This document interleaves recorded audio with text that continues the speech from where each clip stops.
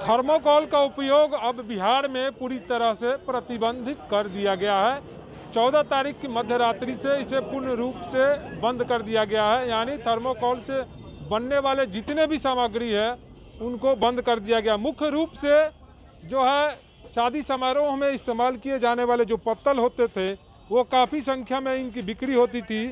तो यह पूर्ण रूप से अब 14 दिसंबर की मध्य रात्रि से इसको बंद कर दिया जाएगा। इसके बंद हो जाने से जिस तरह से धड़ल्ले से जो शादी विवाह में इस्तेमाल किया जाता था वो अब नहीं होगा और पर्यावरण विभाग ने इसे पूर्ण रूप से बंद करने का निर्देश दिया। साथ ही उत्पाद विभाग भी इसको बंद करने का निर्देश दिया गया है। केंद्र सरकार ने पहले से ही इन तमाम थर्मोकोल के प्रोडक्ट को बंद कर दिया गया था। तो हम अब यहाँ दुकानदार हैं जो इस सामग्री को बेचते हैं, तो क्या असर पड़ने वाला है आपको जब ये बंद हो जाएगा? जी, दुकानदारी में तो असर पड़ेगा, बिल्कुल पड़ेगा, लेकिन पर्यावरण के हिसाब से देखा जाए तो बहुत उत्तम है। और हम लोग को रख रखाव में बहुत सारी दिक्कत होती थी। इतना छोटा एक बड़ा जगह लेता था कि इससे सारे गोडाउन एक बार फुल हो जाते थे। तो बंद होने से बहुत अच्छा है और इधर उधर कचरा भी फैलने से बहुत आसान हो जाएगा। और पर्यावरण की दृष्टि से भी देखा जाए तो बिल्कुल एकदम शुद्ध है। उसके जगह पत्ता है, अभी शुगर केन का प्लेट आया हुआ है, बहुत सारा प्लेट मतलब अभी आया हुआ है जिससे कि हम लोग उसका इस्तेमाल कर सकते हैं।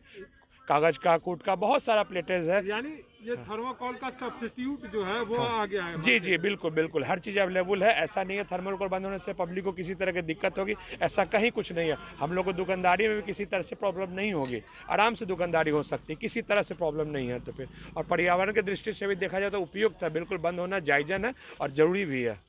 तो यहाँ पे एक ग्राहक भी हैं सर, जिस तरह से थर्मोकोल का उपयोग अब पूरी तरह से बंद कर दिया गया है, तो यह किस तरह का सरकार की तरफ से कदम?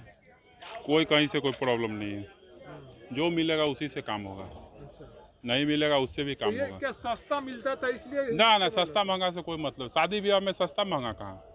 जहाँ दहेजे ले लेता है 10 लाख 20 लाख, वहाँ 500 रुपया का कौन सामान का वैल्यू है, तो ओकरा में कौन महंगा कौन सस्ता।